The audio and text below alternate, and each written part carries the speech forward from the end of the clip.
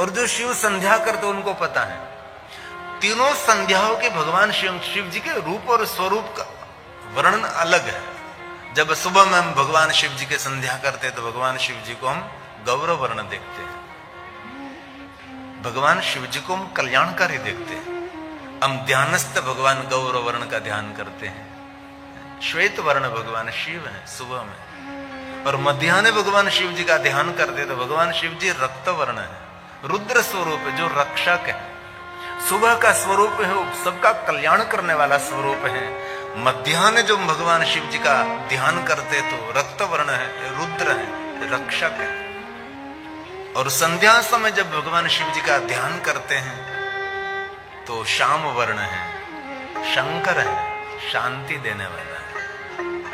इसलिए तीनों समय व्यस्त जीवन में से थोड़ा समय निकालिए। ऐसा नहीं कह रहा हो कि आप विशेष प्रकार स्नान करें, पवित्र करो, नहीं, कुछ भी नहीं। कोई भी अवस्था में, 4 व्हील चला रहे हैं, 2 व्हील चला रहे हैं, कोई भी अवस्था में, दुकान में, ऑफिस में, कोई भी काम कर रहे हैं, लेकिन मन की अवस्था होनी चाहिए और मन से एक परमात्मा पर संपूर्ण आस्था भी होनी चाहिए। इसलिए तीनों समय जो भगवान शिव जी को याद करते हैं उनके लिए कहा है मेरु कांचन दतानम। मेरु पहाड़ जितना स्वर्ण का दान कौन कर सके? कोई नहीं, कल्पना भी नहीं हो सकती। और वर्तमान युग में तो ये कभी कोई कल्पना भी नहीं कर सकता। मेरु पहाड़ जितना स्वर्ण का दान कभी नहीं। दो संध्या समय, मध्याह्न और सुबह में प्रातःकाल, तीनों समय क्या पुण्य कहा। ये शिव महापुराण ग्रंथ के सभी श्लोक है। मेरु कांचन दतानम गवां कोटि शतानि च। सैकड़ों गायों का दान करने से जो पुण्य फल मिलता है, तीनों समय भगवान शिव को याद करने मात्र से, वहां से बात पूरी नहीं होती।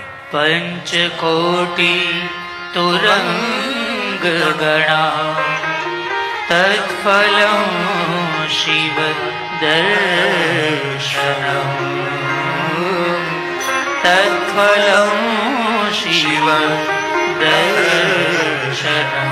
ये शिव जी के दर्शन और शिव जी के स्मरण की एक महिमा, शिव जी को याद करने की महिमा।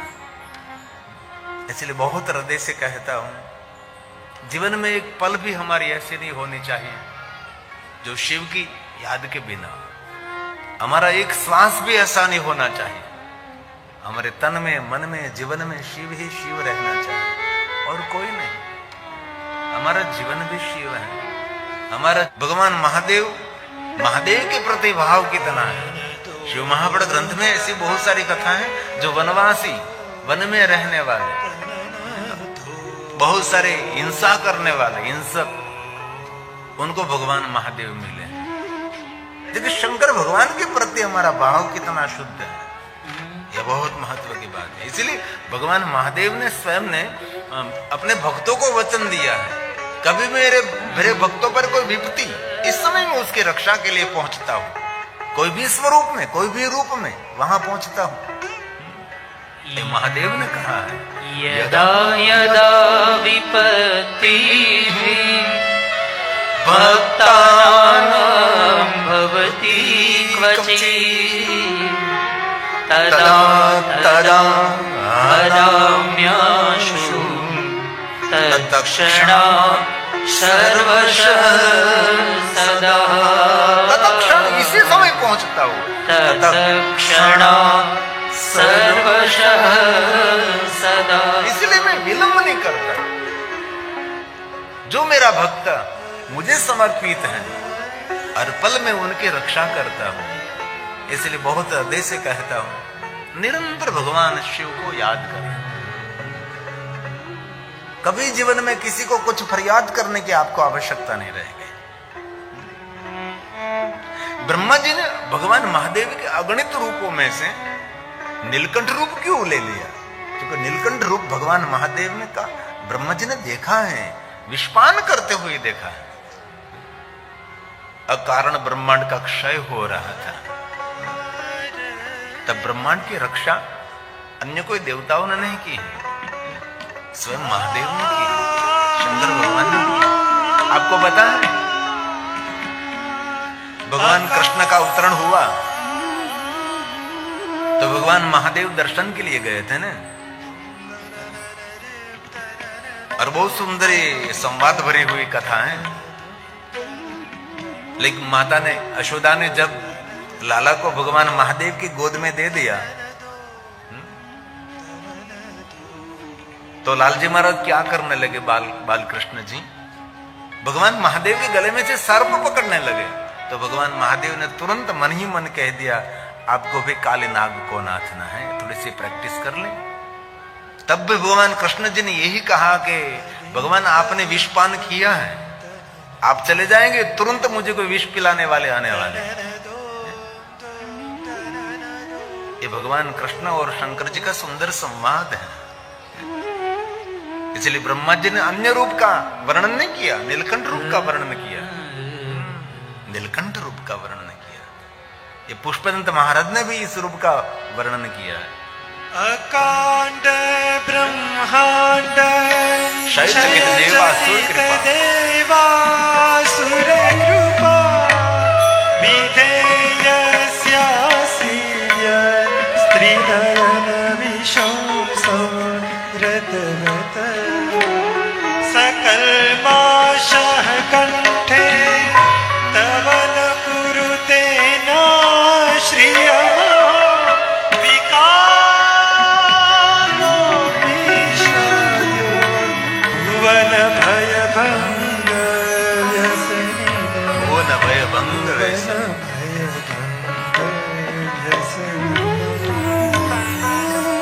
इसलिए ब्रह्मा ने कहा, बाबा अगणित रूपों में से नीलकंठ रूप मुझे बहुत प्रिय है, मैं नमस्कार करता हूँ, मैं आपको प्रणाम करता हूँ। नमो सवनंत रूपाय नीलकंठ नमोस्तुते अविज्ञात स्वरूपाय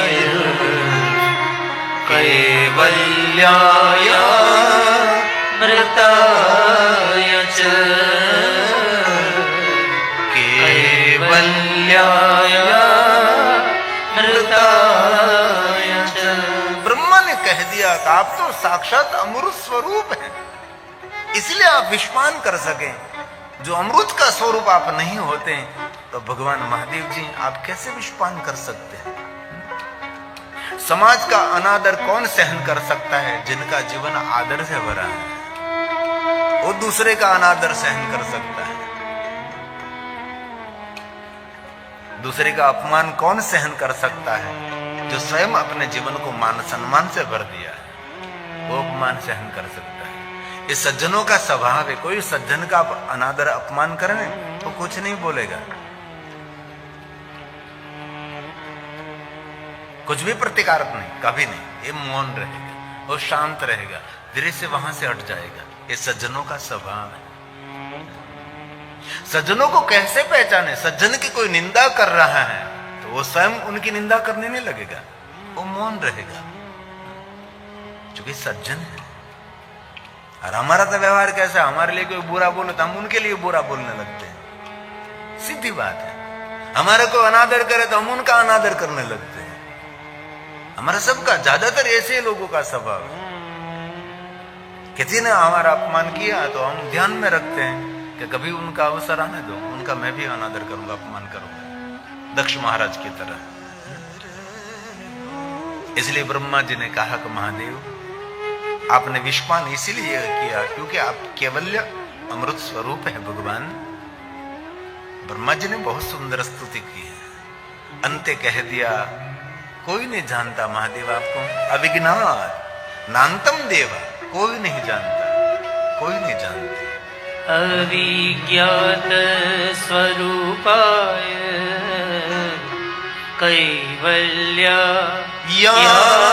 कैवल्यामृताय च। केवल्य अमृत स्वरूप है, नान्तम देवा, कोई देव नहीं जानते। विजाना से मतलब कोई नहीं जानते। नान्तं देवा विजानन्ति मैं तो नमस्कार करता हूं, मैं तो प्रणाम करता हूं। नमो नमः। यस्य तस्मै नमो नमः। मेरी वाणी आपकी प्रशंसा नहीं कर सकती, ये ब्रह्मा जी ने कह दिया। यं न वाचः प्रशंसन्ति, मैं प्रणाम करता हूं। नमस्तस्मै चिदात्मने, नमस्तस्मै चिदात्मने। हे भगवान, मेरे प्रणाम का स्वीकार कर। ऐसी बहुत लंबी स्तुति ब्रह्मा जी ने महादेव के प्रति भाव प्रकट किया। भगवान द्वारकाधीश ने भी भगवान शंकर जी की बहुत सारी लंबे लंबे स्तुति की है। कदम कदम पर द्वारकाधीश भगवान कृष्ण जी ने महादेव की उपासना की है। अब वृंदावन में कथा करने के लिए गए थे तो वृंदावन में हमने कृष्ण के शिव भक्ति पर पूरा पूरा वर्णन किया था। द्वारकाधीश भगवान कृष्ण को इतना बड़ा सामर्थ्य कहां से मिला? तो कि भगवान महादेव की उपासना से, भगवान शिव की साधना से।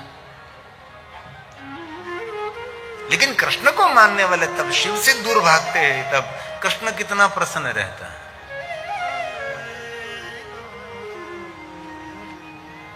इतना बड़ा युद्ध खेलना था तो अर्जुन को पकड़ कर ले गए कि चल पहले हम भगवान महादेव को जलाभिषेक करें। और अर्जुन और द्वारकाधीश भगवान कृष्ण ने मिलकर भगवान महादेव को जलाभिषेक किया। और ये अयोध्या नगर में कभी होनी अनहोनी होने लगती थी, तब राजा दशरथ जी विद्वान ब्राह्मणों को आमंत्रित करके विशेष प्रकार से भगवान महादेव को अभिषेक कराते थे। भरत जी ने भगवान महादेव को अभिषेक किया है, शत्रुघ्न ने भगवान महादेव को अभिषेक किया, और भगवान राम तो कभी नहीं भूलते। राम जी का तो नित्य एक कार्य था भगवान महादेव को अभिषेक करना, भगवान शिव जी को जल चढ़ाना। और 5 पांडवों को निरंतर महादेव के प्रति भक्ति प्रदान करने के लिए बहुत बड़ा योगदान भगवान कृष्ण जी का है। पांडव जहां जहां गए पांडव वहां ने भगवान महादेव के लिंगों की स्थापना की। अगणित भगवान महादेव के लिंग स्वरूप है। राम जी ने भी कम लिंगों की स्थापना नहीं की, राम जी ने अगणित लिंग स्वरूप की स्थापना की है। द्वारकाधीश भगवान कृष्ण ने कहा कि मेरा प्राण भगवान शिव है, मेरा जीवन भगवान शिव है, ऐसा कृष्ण भगवान ने स्वयं ने कहा है। भगवान शिव की साधना करने के बाद भगवान महादेव मिले तो कृष्ण भगवान ने पहला वचन मांगा, भगवान मैं आपके पास कुछ भी नहीं मांगता, लेकिन एक बात कहता है भगवान। बहुत सारे क्रमशः भगवान कृष्ण जी ने बहुत सारे वचन महादेव के पास से मांगे, वरदान मांगे। इनमें से पहला वरदान कृष्ण जी ने मांगा, मेरे आंगन में नित्य हजारों हजारों ब्राह्मण भोजन करना चाहिए, कोई अतिथि मेरे आंगन से भूखा न जाए। मेरे आंगन में हजारों हजारों अतिथि और ब्राह्मणों नित्य भोजन करते रहे। तो भोजन कौन करा सकता है? जिनमें सामर्थ्य है। सीधा धन नहीं मांगा, ऐसे कृष्ण जी ने भगवान के पास मांग लिया। ऐसी कर्मश पूरी कथा शिव महापुराण अंतर्गत है। इसलिए बहुत हृदय से मैं कहता हूं, वर्तमान युग में बहुत सारे संप्रदाय विचारधारा हैं, लेकिन आपका विचार भगवान शिव जी के चरणों में समर्पित करें। महादेव के बिना कोई देवता कभी उद्धार नहीं कर सकते। मुरकंड का पुत्र मार्कंड ने भगवान महादेव की उपासना की, और व्यार्धपात का पुत्र उपमन्यु जी ने भगवान शिव की साधना की। तब माता ने क्या कहा था, बेटा आपके पास को अन्य देवता आपको प्रलोभन देने के लिए आए, इंद्र कुबेर वरुण कोई भी देवता आवे कहे कि तू मेरे पास से कुछ मांग ले, किसी के पास से नहीं आपको मांगना है, सिर्फ मांगना है तो महादेव के पास मांगेगी। तब उपमन्यु ने मां को पूछा था, तपस्विनी देवी मां को पूछा, मां ऐसा क्यों, कोई देवता मुझे कुछ वरदान देने के लिए आए और उसके पास में क्यों ना मांगू। तब उपमन्यु की माता ने कहा था, बेटा उपमन्यु कोई भी देवता कुछ भी देता है वो दीर्घ काल तक आपके पास नहीं रहेगा, लेकिन जो महादेव देता है, जायते नात्र संशय, ये कभी खाली नहीं होता, ये कभी नष्ट नहीं होता, ये निरंतर है, दीर्घ काल तक वो रहता है। इसलिए भगवान महादेव जो देता है वो कभी खाली नहीं होता। और भगवान विष्णु जी ने देवताओं को कहा कि देवताओं, परोपकारी माता पिता किसको आप मानते हैं? जो माता पिता अपने बच्चों के लिए बड़ी जमीन, बैंक बैलेंस, धन संपत्ति, वैभव, सोना चांदी, हीरा मोती छोड़कर पहुंचे, उस सबसे बड़ा उपकारी माता पिता मानते हैं। देवताओं ने नतमस्तक रहकर हाथ जोड़कर भगवान विष्णु को कहा, भगवान आप बताइए। विश्व के सभी देवताओं को शिव भक्ति का मार्गदर्शन भगवान विष्णु जी ने किया। तब भगवान विष्णु जी ने कहा कि देवताओं, अपने पुत्र और पुत्री के लिए धन संपत्ति, वैभव, जमीन जागीर, बैंक बैलेंस, सोना चांदी, हीरा मोती, बहुत सारे धन संग्रह करके अपने बच्चों को समर्पित करते हैं, वो माता पिता परोपकारी नहीं है। लेकिन परोपकारी माता पिता उसको कहा जाता है जो माता पिता अपने बच्चों को भगवान महादेव की भक्ति का दान करें, जो माता पिता अपने बच्चों को शिव भक्ति का मार्गदर्शन करे, वो सबसे बड़ा परोपकारी माता पिता है। उससे बड़ा कोई परोपकारी माता पिता कोई दुनिया में नहीं है। ऐसा भगवान विष्णु जी ने देवताओं को कहा है। इसलिए धन्य वो माता पिता हैं जो माता पिता अपने बच्चों को भगवान महादेव की भक्ति का दान करते हैं, भगवान महादेव की भक्ति का मार्गदर्शन करते हैं। जैसे माता तपस्वी देवी ने उपमन्यु को शिव भक्ति का मार्गदर्शन किया। इसलिए शिव हमारे सबके लिए मूल है, शिव के बिना कुछ भी हमारा नहीं। ब्रह्मा ने कहा कि हे नारद, सुनिए मैं आपके समक्ष भगवान महादेव की कथा कहता हूं। जब शिव कथा का प्रारंभ होगा तब सर्व पापों क्षयो भवे।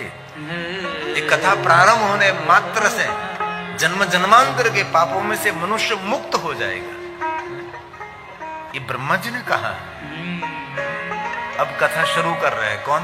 ब्रह्मा जी ब्रह्मलोक में महादेव की कथा का द्वार खोल रहे हैं, महादेव की कथा का कपाट खोल रहे हैं।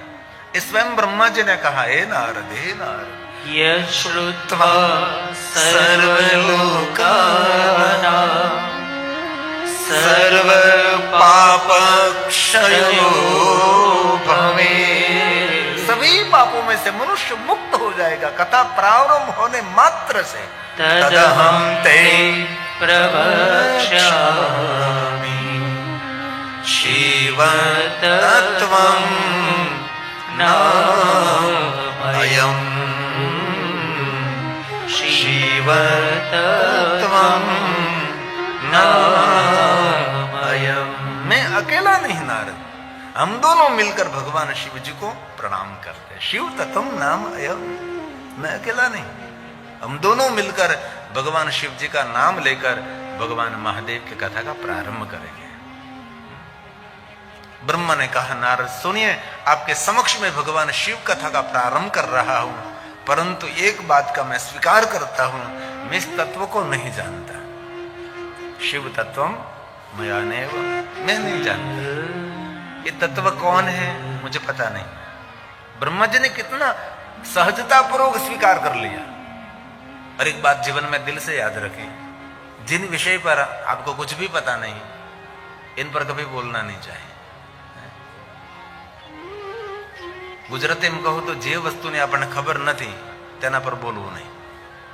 જે વસ્તુ આપણને આવડતી નથી એ સ્વીકાર લઈ, ભાઈ મને આ નથી આવડતું, આ દાળ ઢોકળી કરતા મને નથી આવડતું, નથી આવડતું, પછી નો આવડતું ને આપણે લોંદો બનાવી દઈએ તો પછી આપણી કેટલી હાનિ થાય, આપણી અપકીર્તિ થાય।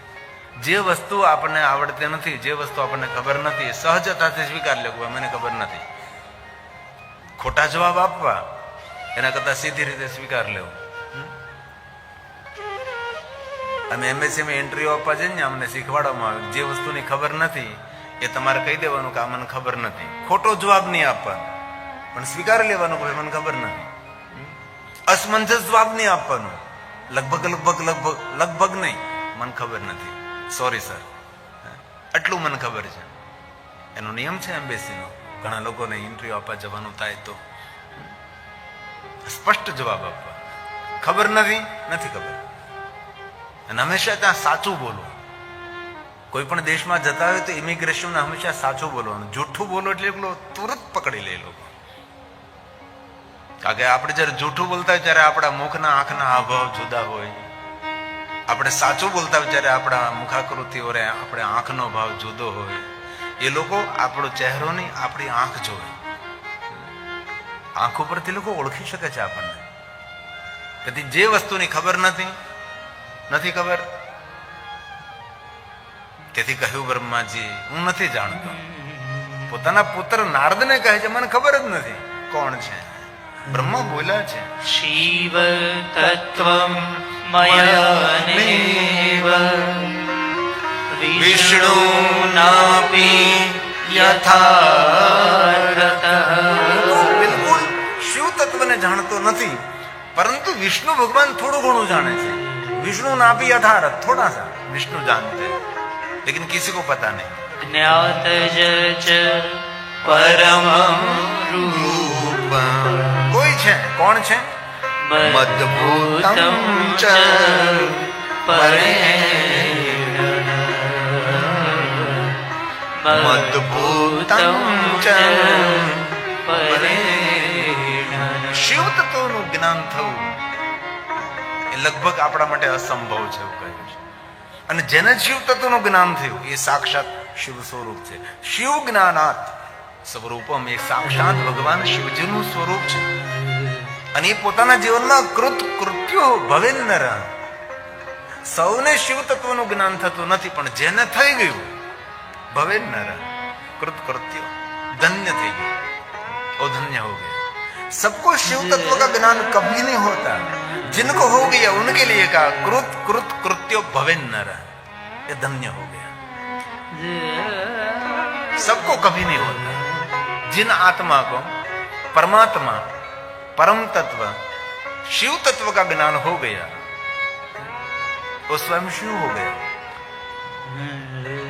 शिव ज्ञानात् स्वस्वरूप. कितनी सुंदर बात की. वो साक्षात महादेव का स्वरूप हो गया. छोटा सा एक बिंदु सिंधु में गिरा, बिंदु का अस्तित्व मिट गया. वो क्या हो गया? स्वयं सिंधु बन गया. एक गुजराती में कहो तो नानकड़ो पाણીનું ટીપું એ દરિયામાં પડે પછી ટીપું ના રહે શું રહે એ પોતે દરિયો બની જાય. तो जिनको शिव तत्व का ज्ञान हो गया वो स्वयं शिव बन गया. इसलिए कहा सुंदर बात है, बहुत गहरी बात है. शिव ज्ञानात् स्वस्वरूप मात्मा रामत्वमेष्यति. वो स्वयं हो गया, स्वयं शिव हो गया. आत्मा रामत्व संसीदो. कृत हो गया. कृत कृत कृत्यो भवे नरः.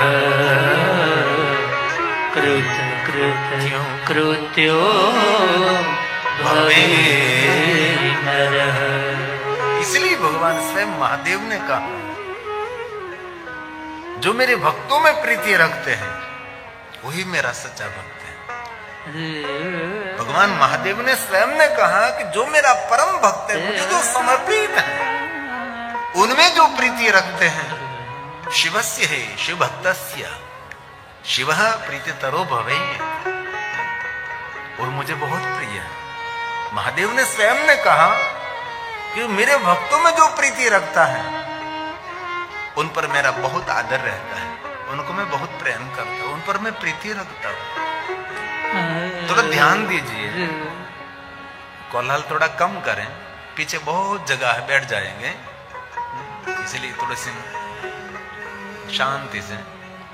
हम घणी વાર પથારી કરવામાં હવાર પડી જાય આપણું આગળ 11 વાગી જશે આપણે, એટલે थोड़ा सा यहाँ ध्यान दीजिए. ये स्वयं महादेव ने वचन दिया है. पूज्य शिव भक्त श्लोकात्मक इसीलिए मैं आपको बता रहा हूं. मैं सिद्धांत के साथ आपको कहना चाहता हूं. बाकी तो कथा में सासो ना दाखला दे कथा पूरी થઈ શકે है ने. કથાની અંદર લૌકિક વાતો કરીને કથા તો પૂરી થઈ શકે. 3 કલાક મારે તો તમને સંભળાવવાનું છે, કાંઈ પણ સંભળાવવું. नचाऊ कुदाऊ, हंसाऊ, काल्पनिक दृष्टांत दूं, बहुत कुछ। लेकिन नहीं, हम शिव जी की दुनिया को पहचानना चाहते हैं। शिव की दुनिया में हम कुछ थोड़ा सा डुबकी लगाना चाहते हैं। इसलिए स्वयं महादेव ने वचन दिया, पूज्य शिव भक्त स्व शिव प्रीततरो भवे शिवस्य शिव भक्तस्य भेदो नास्ति शिवो हि सः। थोड़ा ध्यान दीजिए, थोड़ा सा ध्यान दीजिए। स्वयं भगवान ने कह दिया कि मेरा भक्त और मुझ में भेद नहीं देखना चाहिए। जिनको तत्व का ज्ञान हो गए, जो संपूर्ण भगवान महादेव को समर्पित हो गया, जो मेरा भक्त है, मेरे भक्तों में जो प्रीति रखता है, उन पर मैं बहुत आदर रखता हूं, उन पर मैं प्रीति रखता हूं। और कह दिया भेदो नास्ति, मुझ में और मेरे भक्त में कभी भेद, हम ही गावे थोड़ा, मुझ में और मेरी भक्ति में, मेरे भक्त में भेद नहीं रखना चाहिए। ये भगवान महादेव ने स्वयं ने कहा, भेदो नास्ति शिवो हि सः। भेदो नास्ति शिवो हि सः। बहुत मेरा देश से कहता हूं, निरंतर भगवान शिव का भजन करो। आपको देखने को मिलेगा आपकी दुनिया थोड़ी बदल रही है, आपकी दुनिया थोड़ी अपडेट हो रही है। ये मेरा निजी अनुभव है, अन्य कोई विचार नहीं। निरंतर भगवान शिव जी का ध्यान, महादेव का स्मरण। आप जो कार्य करते हो करते रहो, लेकिन आपका चित्त कैसे चित्त, जैसे पनिहारी कोई जा रही है, किसी के साथ बात कर रही है, लेकिन उसका चित्त कहां है, उसकी पनिहारी पर। एक बेड़ा, दूसरा बेड़ा, तीसरा, ऐसे तीन तीन बेड़े, अंतिम जो है वहां उसका ध्यान रहता है। वैसे ध्यान स्थिति आप बना सकते हैं, नहीं हो सकता ऐसा नहीं। इसीलिए ऋषि मुनियों ने कहा शिव भक्ति ही, शिव भक्ति। हमको कुछ भी नहीं चाहिए, हमको महादेव की भक्ति चाहिए बस, और कुछ नहीं। और कोई ऋषि ने भगवान के पास से धन संपत्ति वैभव कभी नहीं, कुछ नहीं मांगा। अरे भगवान स्वयं महादेव जी कुंभ ऋषि के पास कथा श्रवण करने के लिए गए, और अगस्त्य महात्मा ने भगवान महादेव को कथा कही, राम जी की कथा सुनाई, और संपूर्ण कथा श्रवण करने के बाद भगवान महादेव ने स्वयं ने कहा कि कुंभज कुछ मेरे पास से मांगो। कुंभज ने कहा भगवान महादेव आपके पास से कुछ भी मांगना नहीं चाहता, ऋषि पूछे हरि भक्ति सुहाय, मुझे भक्ति चाहिए, मुझे आपकी भक्ति मिला, आपके चरणों में मेरा संपूर्ण प्रेम रहे। रामचरितमानस। ऋषि पूछी हरि भक्ति सुहाई। यहाँ कुंभ ऋषि कह सकते थे मेरे आश्रम में बहुत सारी असुविधा है, बहुत कुछ बना दीजिए, बहुत कुछ कर दीजिए, और भगवान शिव के आगे कोई मांगना भूले। महादेव की मां जो कुछ मांगते हैं सब कुछ महादेव दे सकता है। मैं तो सालों से एक सूत्र बोलता हूं, मांगने के बाद जो देता है उसको देव कहा है, लेकिन कुछ भी मांगते नहीं और देता रहता है वही मेरा महादेव है। हमारी योग्यता के अनुसार जो देता है वो ही देव है, लेकिन हमारी कोई योग्यता नहीं है, तभी भगवान महादेव मेहर करते हैं, देते ही रहते हैं, वो हमारा महादेव है। शिव कभी योग्यता नहीं देखते, शिव भाव देखते हैं। भाव भावा कर्म शिवा। या कुंभ ऋषि बहुत कुछ मांग सकते थे, लेकिन नहीं मांगा। मांगा तो क्या मांगा? ऋषि पूछी हरि भक्ति सुहाई। हमको तो सबको महादेव आपकी भक्ति चाहिए, बस आपका सानिध्य चाहिए। शिवे भक्ति शिवे भक्ति शिवे भक्ति भवे भवे। एक भव नहीं, भव भव भक्ति आपो जशोदा न जाया, सतीरे संघावती हरि ने हराया। एक भव नहीं, भव भव भक्ति। कितनी सुंदर बात करी है। शिवे भक्ति शिवे भक्ति शिवे भक्ति शिवे भक्ति भवे भवेत् अन्यथा शरणं नास्ति। अन्य कोई देवताओं का शरण मुझे नहीं चाहिए, कभी नहीं, कभी नहीं। अन्य देवताओं के शरण चरण में नहीं जाना चाहता, मैं सिर्फ त्वमेव शरणं मम, त्वमेव शरणं मम। मुझे तो आपका ही शरण चाहिए और किसी का नहीं। अन्यथा शरणम नास्ति। कितना सुंदर भाव देगा, तवमेव शरणम मम। आदि जगत गुरु शंकराचार्य महाराज हैं, एक वेदसार स्तवन गाया, उनमें भी यही बात आदि जगत गुरु शंकराचार्य महाराज ने कहा, महादेव में कम, बस महादेव आपका एक का ही मैं भजन करूं और किसी का मैं भजन न करूं। जो आदि जगत गुरु शंकराचार्य महाराज की एक सुंदर रचना है वेदसार स्तवन। महादेव में कौन स्मरामि स्मरामि। कितनी सुंदर बात, एक आपका ही भजन करो, दूसरा नहीं। हे शिव सुरेशम महेशं सुरेशं सुरारास्तिनाशं विभुं विश्वनाथं विभूत्यङ्गभूषं विरूपाक्षमिदं वर्कवहनीर्त्रिनेत्रं सदानन्दमीडे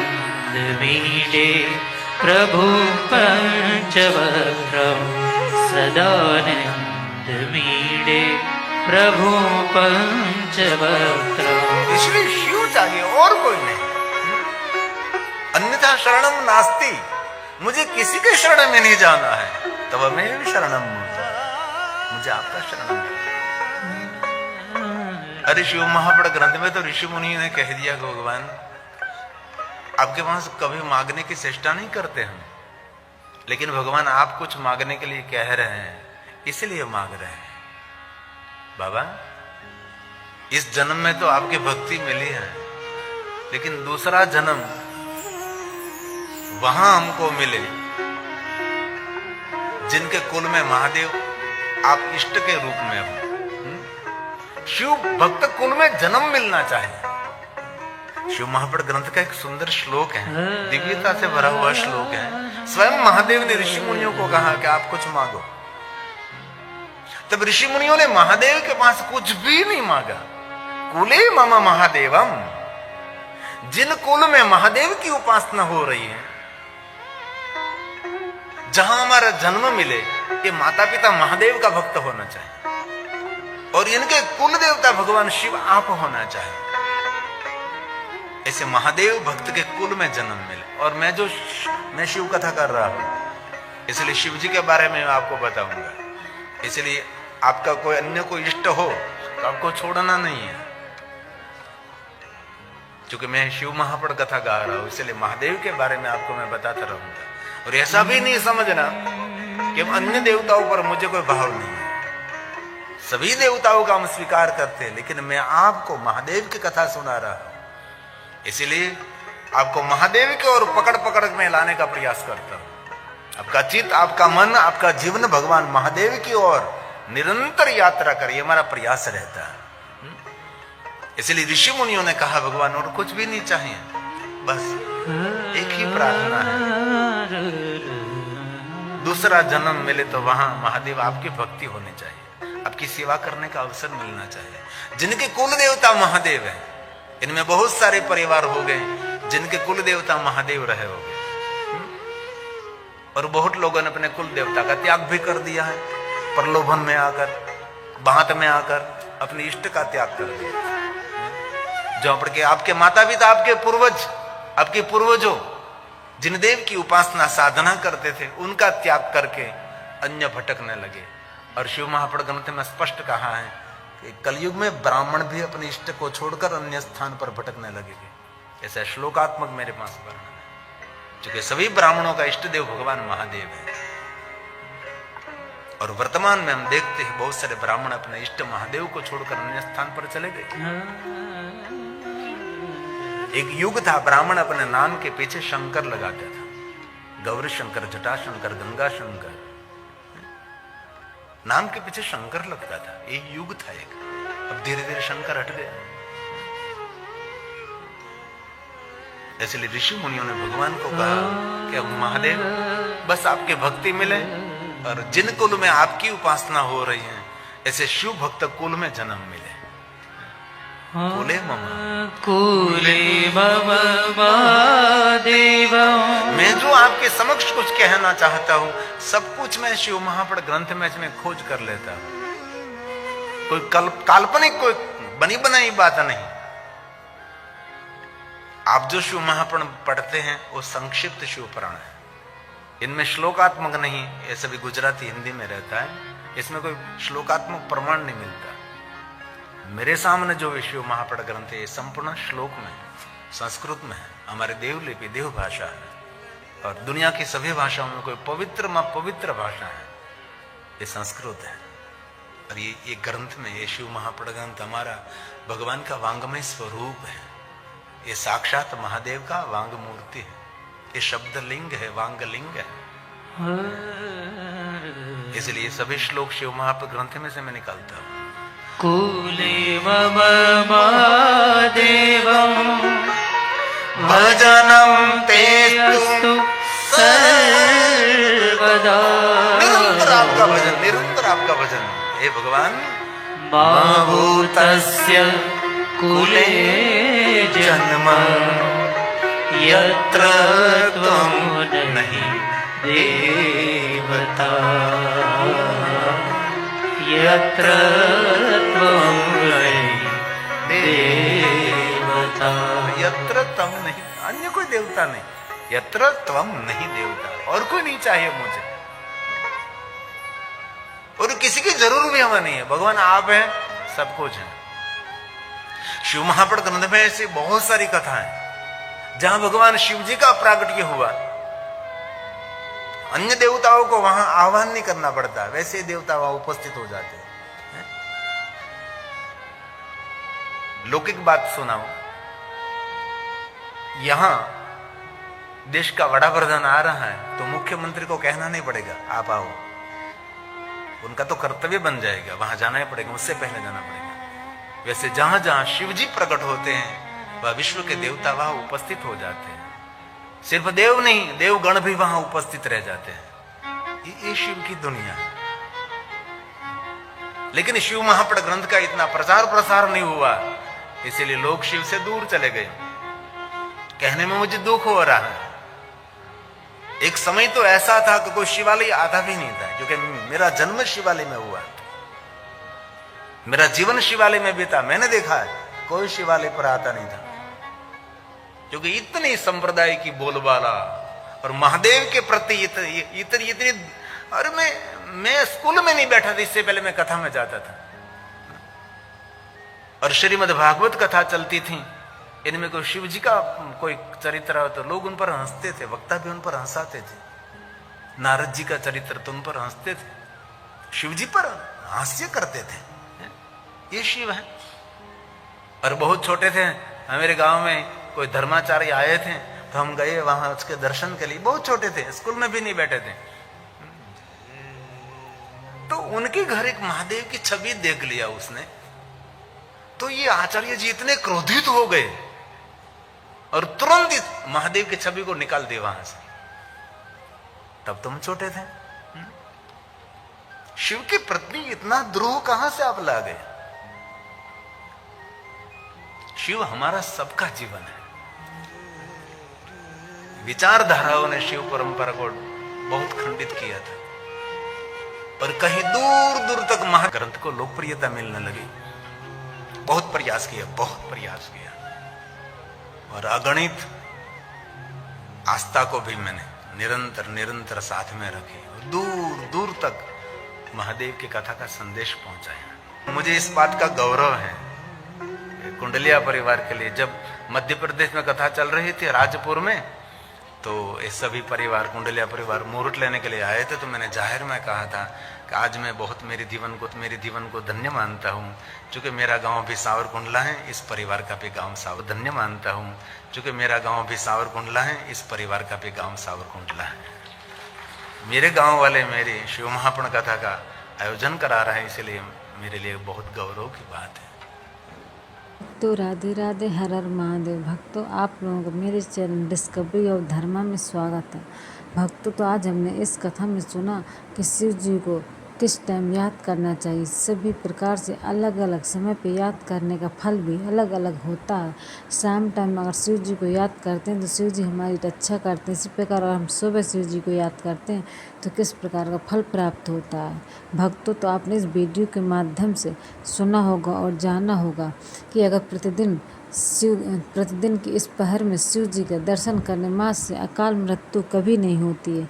इसलिए सबसे अच्छा समय होता है ब्रह्म मुहूर्त का समय, जिसमें अगर हम शिव जी के दर्शन करते हैं सर्वप्रथम तो उसमें कभी हमारी अकाल मृत्यु नहीं हो सकती।